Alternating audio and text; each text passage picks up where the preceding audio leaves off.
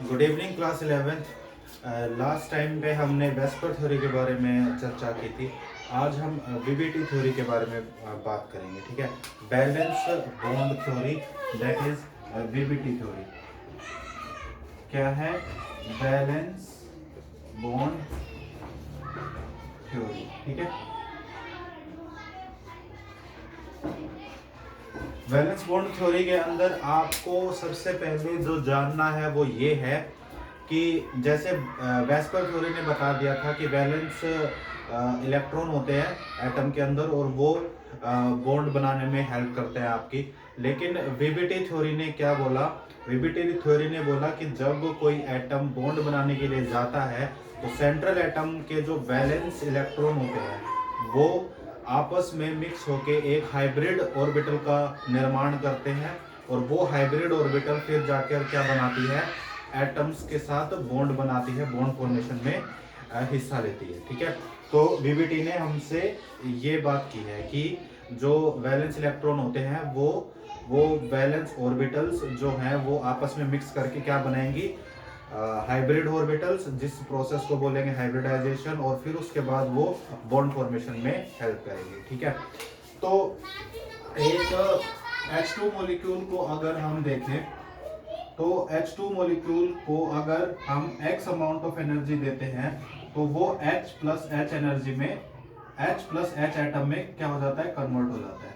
इसका क्या मतलब है कि H2 मॉलिक्यूल के बीच में जो बॉन्ड था, ये जो बॉन्ड था, इसको आपने X अमाउंट ऑफ एनर्जी दी, तब जाके ये टूट गया और हाइड्रोजन मॉलिक्यूल बन गए।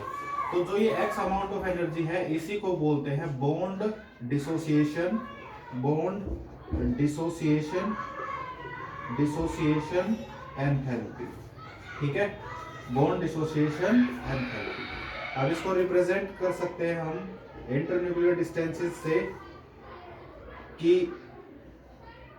ये होगा ये एंड देन ये। तो जो ये है, ये जो है एक्स एक्सिस है, ये आपका इंटरन्यूक्लियर डिस्टेंस है और ये जो स्केल है ये आपकी पोटेंशियल एनर्जी है। ठीक है, तो आपको क्या दिख रहा है कि जब H2 मॉलिक्यूल था, ठीक है, ये भी H2 मॉलिक्यूल ही है और ये हाइड्रोजन बन गए हैं। तो आपको क्या दिख रहा है यहाँ पर? ये दिख रहा है कि जब बॉन्ड फॉर्मेशन हो रखा था, जब कोवलेंट बॉन्ड बना हुआ था, तब सबसे मिनिमम एनर्जी थी, पोटेंशियल एनर्जी क्या थी? सबसे मिनिमम थी। फिर उसके बाद जैसे जैसे आपने इंटरन्यूक्लियर डिस्टेंस को बढ़ाओगे तो उन दोनों एटम्स को क्या किया आपने? अलग अलग किया। अलग अलग करोगे तो एक पॉइंट आएगा कि जब वो सिर्फ टच कर रहे होंगे और एक पॉइंट के बाद वो दोनों अलग हो जाएंगे। तो जैसे जैसे आप इंटरन्यूक्लियर डिस्टेंस को क्या कर रहे हो? बढ़ा रहे हो, तो जो पोटेंशियल एनर्जी है वो क्या हो रही है? बढ़ रही है। ठीक है, इसका मतलब ये है कि कोई मॉलिक्यूल जब बॉन्ड बना देता है तो उसकी उस टाइम पे पोटेंशियल एनर्जी क्या होती है? मिनिमम होती है। तो ये क्वेश्चन आपका डायरेक्ट पूछा जा सकता है एग्जाम्स के अंदर, आपको ध्यान रखना है। ठीक है, इतना आ गया समझ? फिर हम वीबीटी की तरफ चलते हैं और वीबीटी से जानते हैं कि हाइब्रिड ऑर्बिटल्स कैसे बनती हैं। ठीक है, हाइब्रिडाइजेशन क्या होता है, हाइब्रिड ऑर्बिटल्स कैसे बनती हैं, ये सब हम जानने की कोशिश करेंगे। सबसे पहले जो भी कोई बॉन्ड बनेगा, जो भी ऑर्बिटल्स होती हैं, उनको ओवरलैप करने का तरीका होता है। कैसे? देखो, कोई भी ऑर्बिटल है ना, उसको हम रिप्रेजेंट करते हैं एक वेव से। जैसे ये एक वेव है, ये एक वेव है, ठीक है, ये पॉजिटिव नेगेटिव, ये नेगेटिव पॉजिटिव। ठीक है, ये एक वेव है। इसके अंदर क्या हो रहा है कि ये मान लो एक्स एक्सिस है एक एटम का, ये भी एक एक्स एक्सिस है, ये भी एक एक्स एक्सिस है। एक्स एक्सिस से क्या कर रहा है? मिल रहा है। तो जब ये ज्वाइन करता है तो ये नेगेटिव फेज का है और ये भी नेगेटिव फेज का है। देखो, नेगेटिव पॉजिटिव हम क्यों देते हैं नाम? जो ऑर्बिट होती है उसके अंदर एक चीज को हम पॉजिटिव और एक चीज को नेगेटिव इसलिए बोलते हैं कि जो पॉजिटिव हो एक तरफ से जो साइन का फंक्शन होता है वो पॉजिटिव बोला जा सकता है, और एक तरफ जो साइन का फंक्शन होता है वो नेगेटिव बोला जा सकता है। तो ऐसे हम इस फेज में जब देखेंगे कि एक वेव ये है और एक वेव ये है, ये जब दोनों क्या करेंगी, कंबाइन करेंगी, तो देखिए ये कैसा है, ये नेगेटिव इस नेगेटिव से मिलेगा, ये नेगेटिव इस नेगेटिव से मिलेगा, तो क्या होगा, बड़ा बन जाएगा ना, ये कंस्ट्रक्टिव इंटरफेरेंस हो गया, कंस्ट्रक्टिव इंटरफेरेंस हो गया, ये नेगेटिव नेगेटिव से मिला और क्या बन गया, बड़ा बन गया, तो ये कंस्ट्रक्टिव क्या हो गया, इंटरफेरेंस हो गया। तो इस कंस्ट्रक्टिव इंटरफेरेंस को हम बोलते हैं इन फेज ओवरलैपिंग। ठीक है, इन फेज है, क्यों इन फेज है, नेगेटिव नेगेटिव से मिल रहा है, पॉजिटिव पॉजिटिव से भी अगर मिलेगा तो बड़ा पॉजिटिव बनेगा, वो भी कैसी होगी, इन फेज ओवरलैपिंग होगी। आगे बात समझ। ऐसे ही ये तो हो गई हमारी पी ऑर्बिटल्स। पी ऑर्बिटल ऐसे दिखती है। अगर आपको ये नहीं पता कि P orbital, S orbital, D orbital ये सब कैसी दिखती है, तो आपको पिछले चैप्टर पे जाना पड़ेगा। उसके अंदर मैंने इनकी सबके डायग्राम बना के आपको दिखाया था कि कौन सी ऑर्बिटल कैसी दिखती है। ठीक है, तो आप उस पे जाकर देख सकते हैं। फिर आता है कि एस ऑर्बिटल और पी ऑर्बिटल भी मिक्स कर सकती है, ज्वाइन कर सकती है। ठीक है, S orbital and P orbital. ये मान लो एक पी ऑर्बिटल है और एस ऑर्बिटल जो होता है वो स्फेरिकल शेप का होता है और उसका पूरा एक फेज बोला जाता है। ठीक है, तो ये जो पॉजिटिव है ये इसके पॉजिटिव से अगर मिल रहा है, ये पूरा पॉजिटिव ही होगा। ठीक है, तो ये वाली जो ऑर्बिटल है ये इसके साथ मिल रही है, तो ये भी क्या है, इन फेज ओवरलैपिंग है। कैसी है, इन फेज ओवरलैपिंग है। ठीक है, ऐसे ही नीचे मैं दोबारा से वो पी वाला बना देता हूं, उससे आपको एक चीज और समझ में आएगी।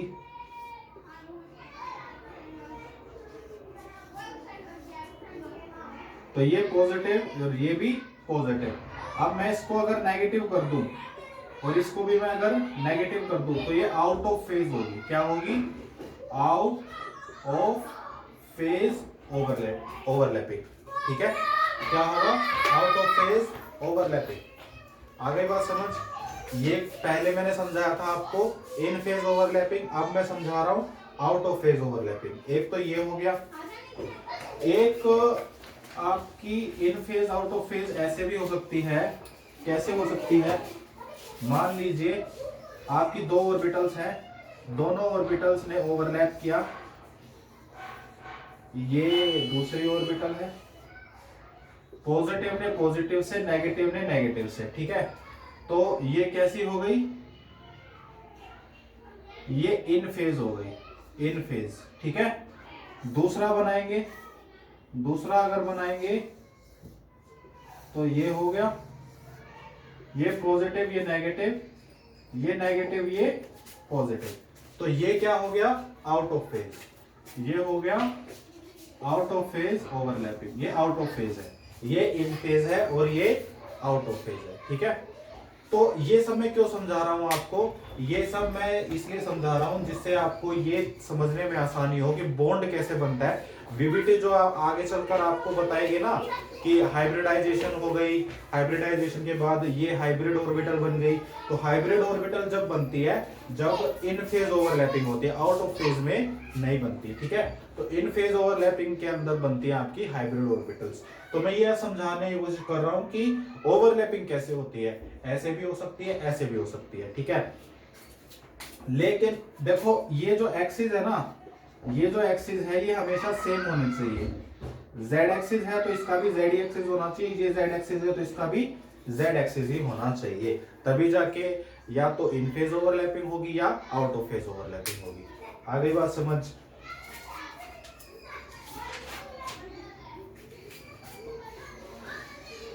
अब कुछ एग्जांपल ऐसे होंगे जिनके अंदर कोई ओवरलैपिंग नहीं होगी, वो हम देखते हैं कि अगर जीरो ओवरलैपिंग का केस आ जाए तो वो कैसा होगा। मान लो एक जेड एक्सिस है, ये एक जेड एक्सिस है, यहां पर एक पी ऑर्बिटल पड़ी हुई है, जिसका ऊपर फेज है पॉजिटिव, यहाँ नेगेटिव, और ये s ऑर्बिटल आ रही है z एक्सिस से ही, और इसका जो फेज है वो पॉजिटिव है।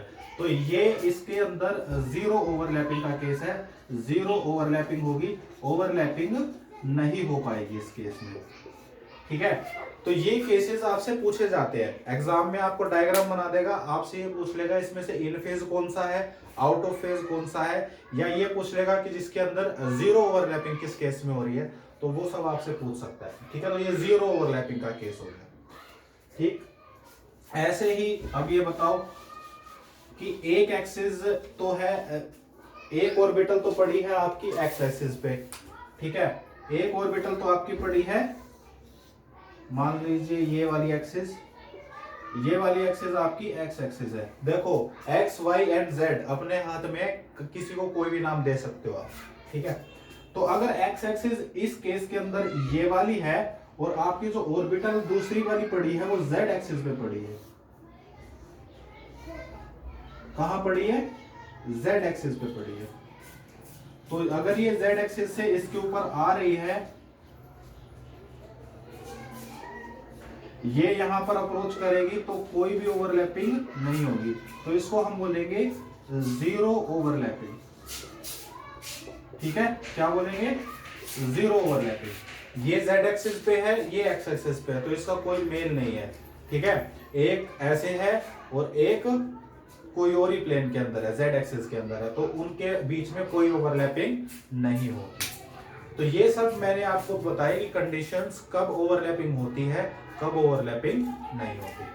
ठीक है, फिर आता है बॉन्ड फॉर्मेशन। अब इनसे फायदा क्या है, बॉन्ड कैसे बनता है, तो सबसे पहले हम देखेंगे कि सिग्मा बॉन्ड कैसे बनता है। सिग्मा बॉन्ड क्या होता है, सिग्मा बॉन्ड होता है सबसे पहले बनने वाला बॉन्ड, सिग्मा बॉन्ड। ठीक है, इसको हम रिप्रेजेंट करते हैं साई से।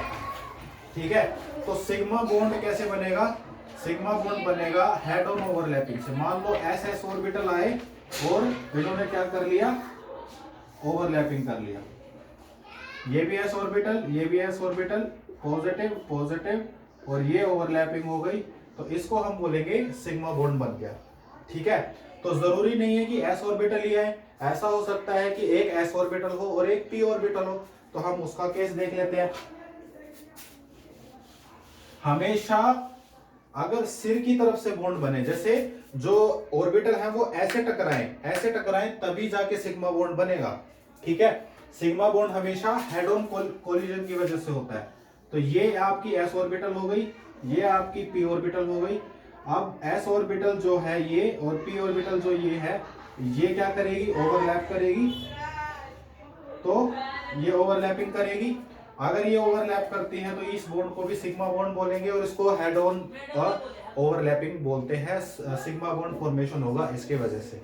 इसके बाद जो आता है वो हो सकता है कि पी ऑर्बिटल से मिलकर बनी हो। अगर दोनों पी ऑर्बिटल्स बॉन्ड फॉर्मेशन में हेल्प कर रही हो, बॉन्ड फॉर्मेशन कर रही हो, तो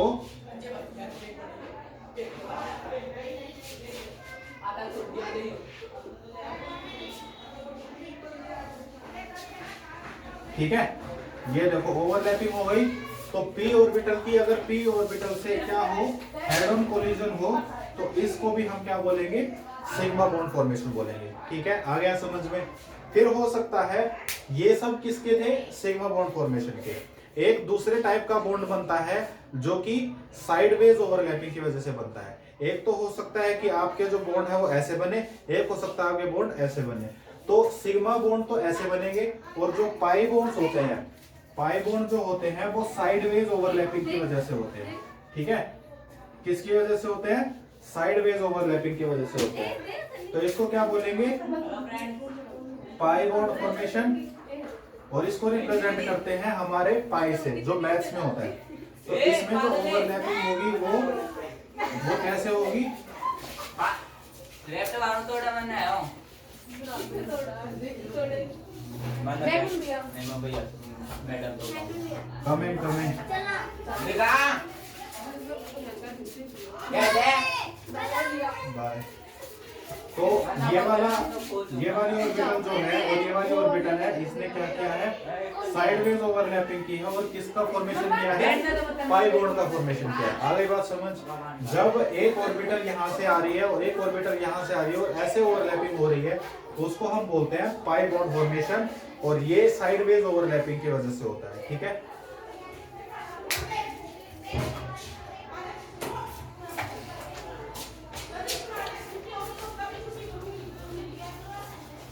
अब वीबीटी की हमने सारी बातें सुन ली। उन्होंने क्या बताया, उसने ये बताया कि जो बॉन्ड फॉर्मेशन होता है वो ओवरलैपिंग की वजह से होता है। एक वेव होती है, दूसरी वेव से मिलके तो दोनों वेव क्या करती हैं, पाई बॉन्ड बना सकती है, सिग्मा बॉन्ड बना सकती है। किसके अंदर इन फेज ओवरलैप होगा, किसके अंदर आउट ऑफ फेज ओवरलैप होगा, ये सब आप पढ़ चुके हो। अब आपको क्या पढ़ना है, हाइब्रिडाइजेशन पढ़ना है। हाइब्रिडाइजेशन क्या बताया था मैंने बताया था कि जैसे कार्बन का केस ले लो, 1s2 2s2 2p2, तो 1s2 को अगर मैं बनाऊं तो ये, 2s2 को मैं बनाऊं तो ये, और 2p को मैं बनाऊं तो ये, इसके अंदर 3 ऑर्बिटल हो गई। अब ये 2 इलेक्ट्रॉन, यहाँ पर 2 इलेक्ट्रॉन और यहाँ पर 2 इलेक्ट्रॉन। ठीक है, तो वो ये कहना चाहता है कि जैसे ये वाली केस है तो इसके अंदर तो आपके 2 ही इलेक्ट्रॉन अनपेयर्ड है, तो ये 2 ही बॉन्ड बना सकता है, लेकिन कार्बन तो 4 बॉन्ड बनाता है। तो वो कैसे बनाता है, वीबीटी ये बोलती है कि इसके अंदर एक्साइटेशन हो जाता है इलेक्ट्रॉन का हायर ऑक्सीडेशन स्टेट में, हायर ऑर्बिटल्स के अंदर, और ये एक्साइटेशन के बाद क्या हो जाएगा, यहाँ पर इलेक्ट्रॉन, यहाँ पर इलेक्ट्रॉन, यहाँ पर इलेक्ट्रॉन, यहाँ पर इलेक्ट्रॉन, और यहाँ पर तो 2 थे ही। ये कार्बन ग्राउंड स्टेट में, ये एक्साइटेड स्टेट में। आ गई बात समझ? उसके बाद क्या होगा, ये वीबीटी ये बोलती है कि ये जो अनपेयर्ड इलेक्ट्रॉन्स हैं ये क्या करेंगे, अपनी एनर्जी को मिक्सअप कर देंगे। मिक्सअप कर देंगे मतलब ये सारी ऑर्बिटल्स जो हैं, ये सारी ऑर्बिटल्स क्या करेंगी, एक दूसरे को मिक्स करेंगी और एक तरह की ऑर्बिटल्स बनाएंगी। तो क्या होगा, आपके पास 4 ऑर्बिटल्स होंगी, 1 2 3 4, 1 2 3 4, 3 और 1 4, चारों ने मिक्स करके 4 ऑर्बिटल्स बनाई, और आपके पास ये पहले से थी। ठीक है, अब इसके अंदर क्या है, अनपेयर्ड इलेक्ट्रॉन्स हैं, और क्या क्या मिक्स हुआ है, s ऑर्बिटल और p की 3 ऑर्बिटल, तो ये sp3 एंड sp3, तो ये चारों की आइडेंटिटी बदल गई।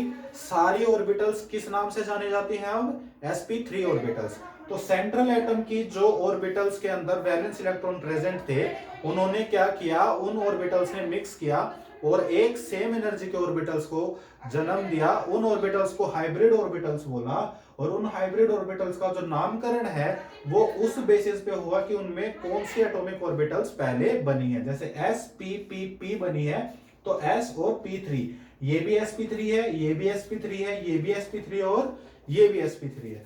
अब क्या होगा, अब इसके अंदर sp3 की कितनी ऑर्बिटल्स बन गई, 4 ऑर्बिटल्स बन गई ना। तो अब क्या होगा, कार्बन अपने 4 बॉन्ड्स बना सकता है। अब ये चीज तो आपको आ गई समझ कि sp3 ऑर्बिटल्स बन गई। अब हम क्या करेंगे, अब हम इसके बाद इनकी प्रॉपर्टीज पढ़ेंगे कि हाइब्रिड ऑर्बिटल्स की क्या क्या प्रॉपर्टीज होती है। हाइब्रिड ऑर्बिटल जो होती है, हाइब्रिड ऑर्बिटल होती है उनकी इक्वल एनर्जी होती है। ये देखो, ये जितनी भी ऑर्बिटल है ना, ये जितनी भी ऑर्बिटल है वो सब इक्वल एनर्जी की होंगी। ठीक है, उसके बाद इनकी इक्वल एनर्जी होगी, और इनका जो डायरेक्शन है, ये जो sp3 ऑर्बिटल्स बनी है ये अपने आप को ऐसे अरेंज करेंगी कि इनको मिनिमम रिपल्शन फील हो। मिनिमम, जैसे पहले किया था हमने बताया था ना आपको, वैसे ही है मिनिमम रिपल्शन होगा तभी तो बॉन्ड बनेगा। अगर रिपल्शन ज्यादा होगा तो एनर्जी ज्यादा तो पोटेंशियल एनर्जी ज्यादा, तो बॉन्ड तो बनेगा नहीं। इसीलिए मिनिमम रिपल्शन होने के लिए जो ऑर्बिटल्स हैं, हाइब्रिड ऑर्बिटल्स, वो अपने आप को ऐसे अरेंज करती हैं ताकि वो मिनिमम रिपल्शन फील कर सके। और क्या होता है, और जो ये ऑर्बिटल्स हैं, जो ये हाइब्रिड ऑर्बिटल्स हैं, ये पहले वाली ऑर्बिटल्स से ज्यादा स्टेबल होती है। उसने ये बोला कि hybrid orbitals are stable, more stable than the previous atomic orbitals. जो एटॉमिक ऑर्बिटल्स पहले थी उनसे ज्यादा स्टेबल होती है, तो मोर स्टेबल बोल सकते हैं इनको। तो ये आपकी प्रॉपर्टीज होती है हाइब्रिड ऑर्बिटल्स की, ठीक है। और जो ये प्रोसेस है जिसके अंदर ये हाइब्रिड ऑर्बिटल्स बन रही हैं, उसको आप क्या बोलोगे? हाइब्रिडाइजेशन। आ गई बात समझ? सिंपल है ना। अब हम क्या करेंगे?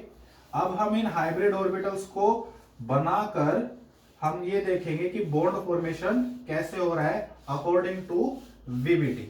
इस वीबीटी के बाद सीधी एमओटी आती है, देन आपका ये चैप्टर होगा फिनिश, ठीक है।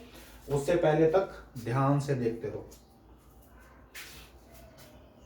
देखो, सबसे पहले बात है कि ऐसी हाइब्रिडाइजेशन जिसके अंदर एक s हो और एक ही p ऑर्बिटल इन्वॉल्व हो, एक s ऑर्बिटल और एक p ऑर्बिटल, तो उस हाइब्रिडाइजेशन को क्या बोलोगे? sp hybridisation.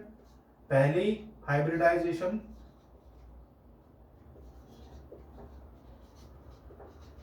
आपकी क्या है?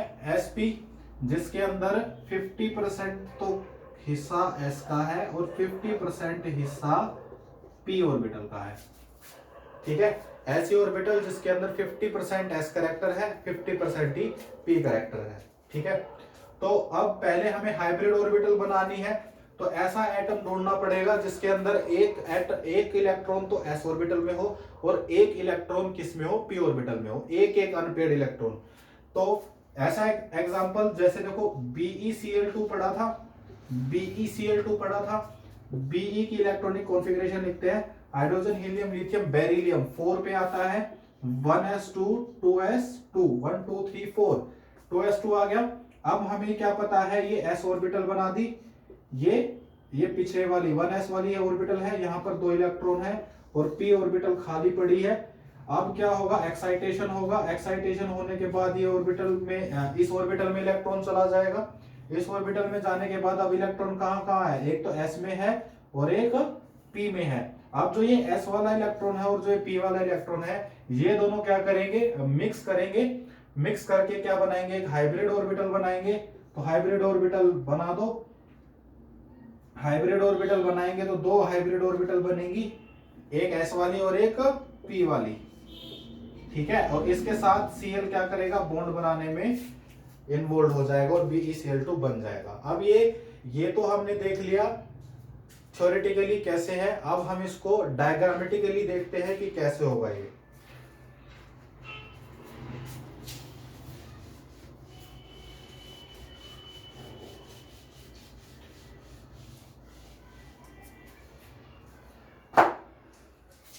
देखो, एक तो आपके पास क्या है? s ऑर्बिटल है, ठीक है। एक आपके पास क्या है? p ऑर्बिटल है, ठीक है। इन दोनों ने क्या किया? इन फेज ओवरलैप किया। इन फेज ओवरलैप किया तो अब की बार जो sp2 हाइब्रिड ऑर्बिटल है वो कैसी बनेगी? वो ऐसी बनेगी,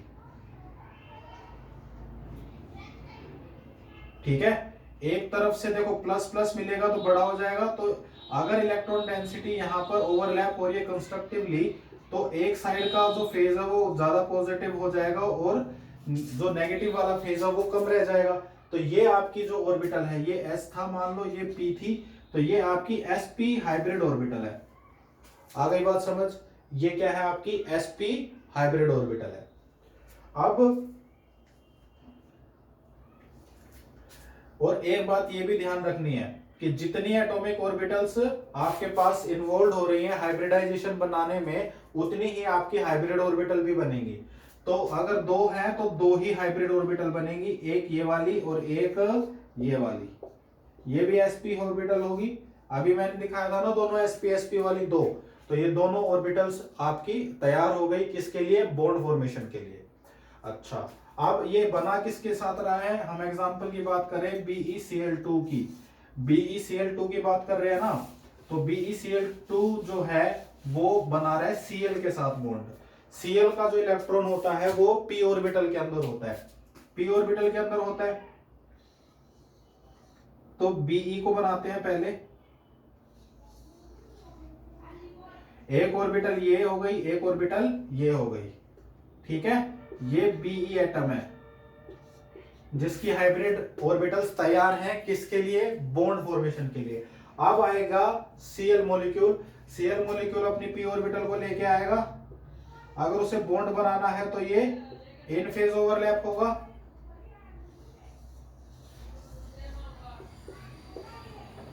ठीक है। एक Cl ये हो गया, एक Cl ये हो गया। तो जो BeCl2 मॉलिक्यूल है उसकी ये शेप होती है और ऐसे उसका बॉन्ड फॉर्मेशन होता है। इसके अंदर आप एंगल भी देख सकते हैं, एंगल हो जाएगा 180 डिग्री का, ठीक है। एंगल हो जाएगा 180 डिग्री का। आ गई ना बात समझ? तो ऐसे आपको BeCl2 मॉलिक्यूल बना हुआ दिखेगा और ये लीनियर शेप का होता है। ये VBT ने आपको बनाकर दिखा दिया, ठीक है। फिर हम चलते हैं sp2 की तरफ।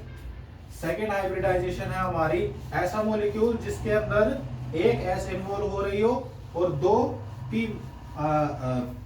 p ऑर्बिटल्स इन्वॉल्व हो रही हो, ठीक है। ऐसा मॉलिक्यूल जिसके अंदर एक s हो और दो p हो।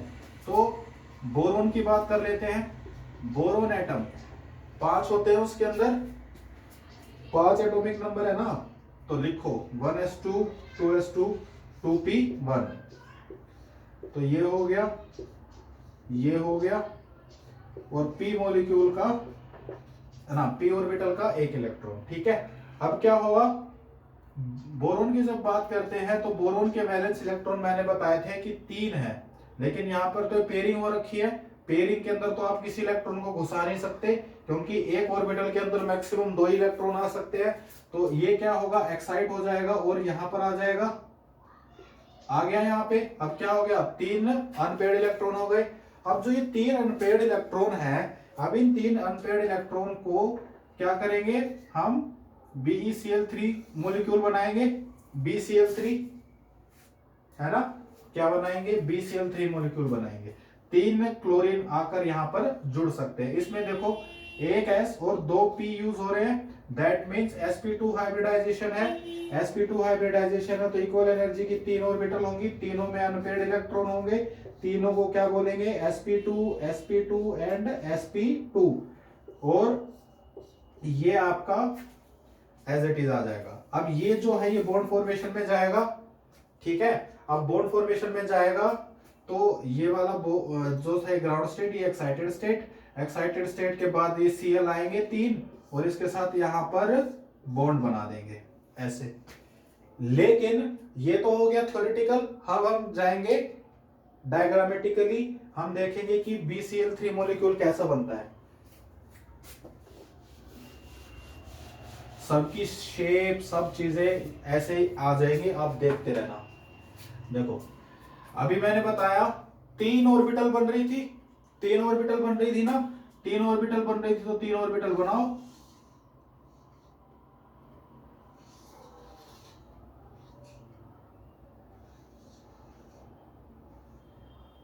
Positive positive positive negative negative negative, ठीक है। ये आपका कौन सा एटम है, बोरोन एटम है। अब क्लोरीन आएगा, क्लोरीन की कौन सी ऑर्बिटल आ रही है जुड़ने, कौन सी आ रही है, p ऑर्बिटल आ रही है ना।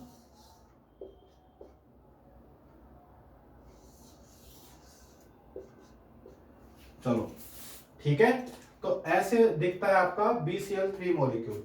अब मैंने ये बोला था कि हाइब्रिड ऑर्बिटल अपने आप को इतना अरेंज करती हैं, ऐसे अरेंज करती हैं ताकि उसके अंदर मिनिमम रिपल्शन फील हो। तो ये मिनिमम रिपल्शन के लिए एक दूसरे से 120 डिग्री एंगल पे चले जाएं तो सबसे ज्यादा यही एंगल हो सकता है, इसके ऊपर कोई एंगल नहीं बनेगा जिससे ये दूर जा सकती है। तो इनके बीच में 120 डिग्री का एंगल होता है और जो ये शेप होती है इसको बोलते हैं, ट्राइंगल जैसी दिख रही है, ट्राइंगल जैसी दिख रही है ना, ट्रायंगुलर प्लेनर शेप है इसकी, ट्रायंगुलर प्लेनर, ठीक है। तो VBT ने भी वही बताया जो हमें वेस्पर ने बताया था। वेस्पर ने बोला था, उसने डंडे बना दिए थे, इसने ये ऑर्बिटल बना के दिखा दी। बस हाइब्रिडाइजेशन का फर्क है, बाकी शेप वही आएगी जो पहले आ रखी थी। आगे बात समझ। अब हम चलते हैं हमारी आज की लास्ट हाइब्रिड ऑर्बिटल पे, दैट इज sp3। sp3 कैसे बनती है? sp3 का एग्जांपल मीथेन दिया था मैंने वेस्पर में, ठीक है। sp3 करेंगे। कार्बन जो है electronic configuration 1s2 2s2 2p2, एक s ऑर्बिटल है, 3 p ऑर्बिटल है जिनमें 2 इलेक्ट्रॉन भरे हुए हैं। कार्बन का हमें पता है, ये पहले 1s को छोड़ दो, 2s को ही बनाओ। कार्बन है, ये क्या होगा, ये एक्साइट हो जाएगा और यहां पर चला जाएगा। ये आपका एक्साइटेड स्टेट का कार्बन का मॉलिक्यूल हो गया। अब ये 4 बॉन्ड बनाता है, तो 4 ऑर्बिटल है इसके पास, और चारों के अंदर क्या है, एक एक अनपेयर्ड इलेक्ट्रॉन है, ठीक है। अब क्या होगा, CH4 मॉलिक्यूल बना रहे हैं ना हम, तो कार्बन का ये मॉलिक्यूल हो गया। अब ये चारों ऑर्बिटल क्या करेंगी, आपस में मिक्स कर जाएंगी और क्या बनाएंगी, hybrid orbitals, sp3 sp3 sp3, सारी sp3 बोली जाएंगी, क्योंकि हाइब्रिड ऑर्बिटल्स की सेम एनर्जी होती है, आइडेंटिफिकेशन भी क्या होती है, सेम होती है। उसके बाद H मॉलिक्यूल्स आएंगे और इसके साथ अपना बॉन्ड बना लेंगे। ये हमारी बात हो गई किसकी, CH4 मॉलिक्यूल की थ्योरेटिकली। अब हम क्या करेंगे, इसको डायग्रामेटिकली बनाकर दिखाएंगे आपको। CH4 मॉलिक्यूल की जो शेप होती है, मैं बना लेता हूं, इतने ये चुप हो जाएगा, ठीक है।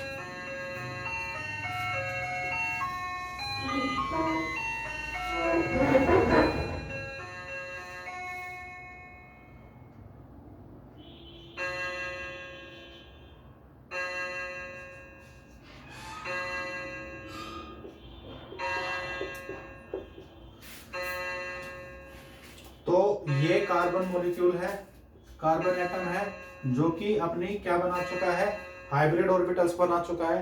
हर एक हाइब्रिड ऑर्बिटल का क्या नाम है, sp3। अब क्या लगेगा इसके साथ, हाइड्रोजन मॉलिक्यूल, हाइड्रोजन एटम आएंगे अपना बॉन्ड बनाने, तो हाइड्रोजन एटम ऐसे आ रहे होंगे, ठीक है। ये आपके हाइड्रोजन एटम्स हैं। आगे बात समझ, ठीक है। हाइड्रोजन एटम इसके साथ अपना बॉन्ड बना लेंगे, और क्योंकि हाइड्रोजन एटम कहां से बॉन्ड बना रहे हैं, उनकी तो एटॉमिक ऑर्बिटल ही है ना, उसने तो मिक्सिंग नहीं की। तो एटॉमिक ऑर्बिटल्स कौन सी एटॉमिक ऑर्बिटल से बना रहे हैं, हाइड्रोजन के अंदर एक इलेक्ट्रॉन होता है और वो